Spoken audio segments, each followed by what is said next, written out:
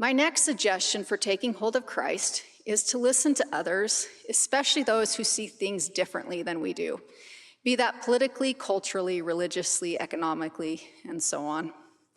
In our politically polarized world, this is a time to reach out to others, whether they seem like they belong in our group or not.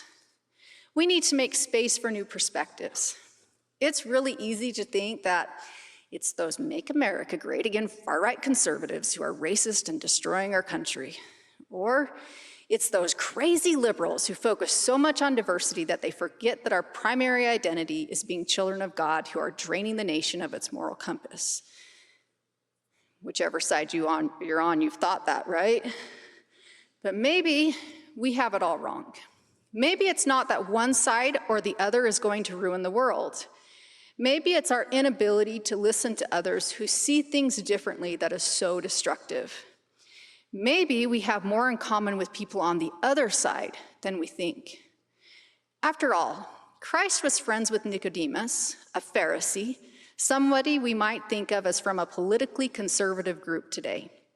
He was also friends with Matthew, a tax collector for the Roman government, someone we might think of as politically liberal today.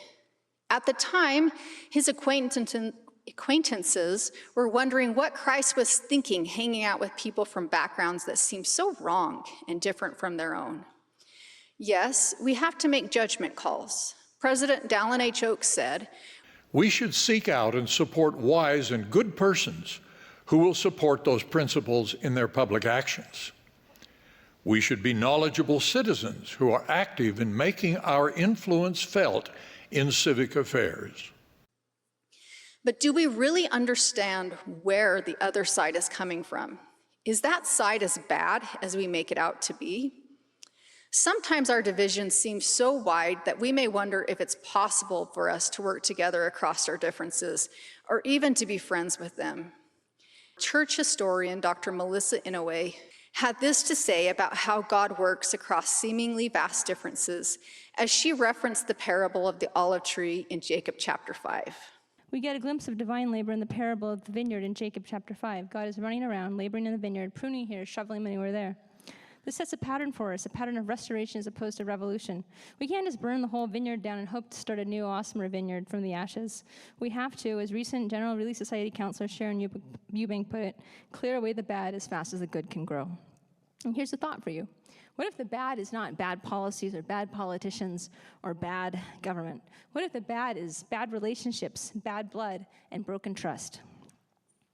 What if being on Team Jesus doesn't mean together we triumph over all our foes because we are the awesomest and we trample the forces of darkness? What if being on Team Jesus means being a loyal teammate to everyone on Jesus' team? And who is on Jesus' team? Everyone. Perhaps we can start by just being loyal to the people around us in our families, our neighborhoods, and church congregations. We want to be good players on Jesus' team, the ones who build team members up, not the ones who drag everyone down and cause a coach headaches. Come on, the coach is Jesus. I have made sacred promises to consecrate all I have to build up Zion, and Zion is over all the earth. I have covenanted to establish Zion with saints in Nigeria, whose worldviews are much more socially conservative than mine, and with saints in Sweden, whose worldviews are much more socially liberal than mine. I love that reminder that we are to build up Zion with those who see things differently than we do. This is aligned with what Isaiah said. He didn't say that some individuals would take hold of Christ. Rather, he used the number 7 to signify that the entire church would take hold of Christ. And as Dr. Inouye reminded us, the entire church is comprised of people from different races, cultures, political persuasions, and other differences. We need to grab hold of Christ, probably with both hands, because he can teach us how to work together across our differences to build Zion. Now, I'm a person with strong opinions, as my family here can attest. I'm not nearly as good at listening to different viewpoints as I want to be. I try to read a range of news sources and listen to podcasts from different perspectives to become more informed about a variety of positions, but I struggle.